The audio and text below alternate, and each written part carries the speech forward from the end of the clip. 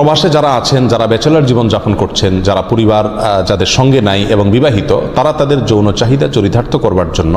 যেহেতু এখানে উপায় নাই, তাদের স্ত্রী সঙ্গে নাই, তাদের জন্য কি হস্তমৈথুন করা জায়েজ আছে নাকি না জায়েজ? কোরআনে কারিমে আল্লাহ সুবহানাহু ওয়া তাআলা বলেছেন, ওয়াল্লাযীনা হুম লিফুরুজিহিম হাফিজুন ইল্লা আলা আজওয়াজিহিম আও মা মালাকাত আইমানুহুম ফাইন্নাহুম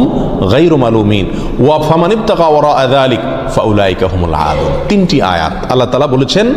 কৃতদাসী এবং নিজের স্ত্রী, এই দুই শ্রেণী ছাড়া, এই দুটি ক্ষেত্র ছাড়া অন্য কোনো জায়গা যাদের লজ্জাস্থানকে তারা ব্যবহার করে না, সেই সমস্ত লোকেরা সফল মুমিন, তারা সার্থক মুমিন।